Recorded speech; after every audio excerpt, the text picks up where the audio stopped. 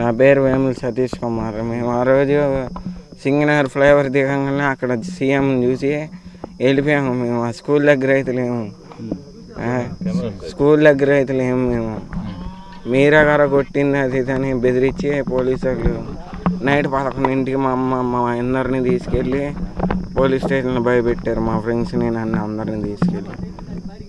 ఇప్పుడు నువ్వు రాయితో ఆయన కొట్టావా? మేమైనా కొడతాం సార్, మేమైతే కొట్టలే.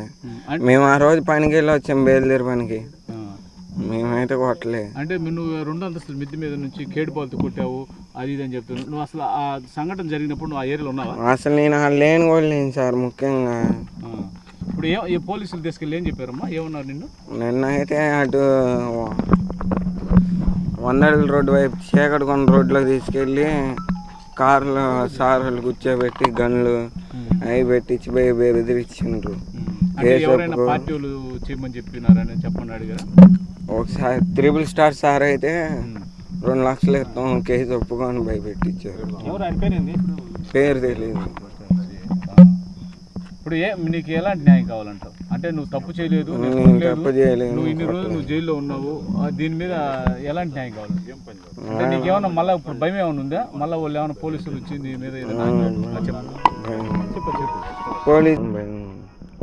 అంటే నీకు గన్నులు పెట్టి నేను బెదిరించారా? ఏమని బెదిరించారు? కేసు ఒప్పుకో, డబ్బులు ఇస్తాం, లేత కొడతాం, చంపేస్తాం అని భయపెట్టారు.